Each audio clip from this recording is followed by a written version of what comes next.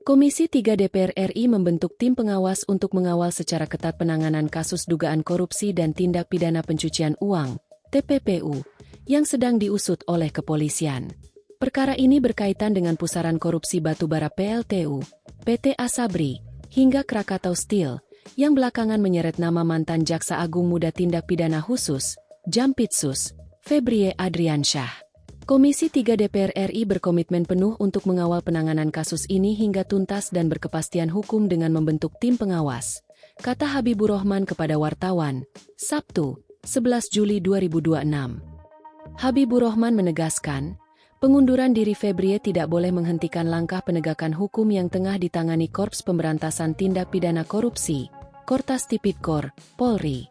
Pengunduran diri ini tidak boleh mengendurkan atau menghentikan langkah penegakan hukum yang sedang berjalan, ujarnya. Habibur Rahman juga meminta agar seluruh institusi penegak hukum dan keamanan negara, mulai dari Polri, Kejaksaan Agung, hingga TNI, tetap solid dan bersinergi. Ia mengingatkan agar seluruh instansi memiliki satu visi dalam menyukseskan program Presiden Prabowo Subianto yang berkomitmen tegas dan tanpa kompromi dalam memberantas korupsi. Peristiwa dugaan korupsi ini melibatkan personal atau oknum, bukan kebijakan maupun representasi dari institusi.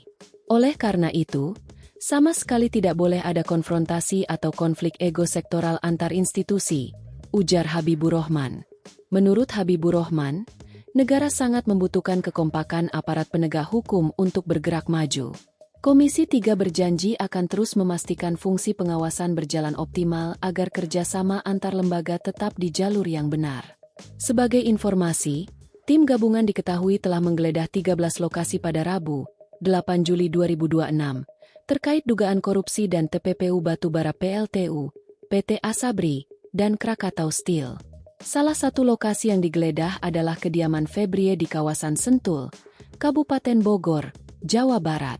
Dari rumah tersebut, polisi menyita uang tunai senilai $3.130.000 Singapura, $889.965 Amerika, dan $259.159.000. Jika dikonversikan, total barang bukti dari rumah tersebut ditaksir mendekati $60 miliar. Dirreskrimsus Polda Metro Jaya Kombes Pol Victor D. Makbon menjelaskan, penggeledahan ini didasari oleh dua laporan utama. Pertama, dugaan korupsi atau TPPU oleh oknum penyelenggara negara dalam penanganan perkara PT Asabri dan atau Jiwasraya periode 2020 hingga 2025. Laporan kedua berkaitan dengan dugaan tindak pidana korupsi dan atau TPPU dalam proses penyelesaian utang atau kewajiban PT CBS kepada PT KNI yang diduga melibatkan pegawai negeri atau penyelenggara negara pada periode yang sama. Adapun 12 lokasi lain yang digeledah tersebar di wilayah Jabodetabek. Lokasi tersebut meliputi kantor PT CBS di Cengkareng dan Penjaringan, PT KNI di Petojo Selatan, kantor grup DMGCP dan PT PML di Kuningan, serta sebuah ruko di Cipete. Polisi juga menggeledah sejumlah hunian, di antaranya rumah MN di Serpong Utara, rumah TK di Mega Kuningan, rumah dokter di Gandaria Selatan, serta apartemen milik Milt di Pacific Place. Fakta mengejutkan lainnya ditemukan saat polisi menggeledah kafe The Clan Signature dan Coin Money Changer di kawasan Cipete, Cilandak, Jakarta Selatan. Di lokasi tersebut, penyidik menemukan sebuah brankas yang disembunyikan di balik lemari pajangan yang bisa dibuka dengan cara didorong.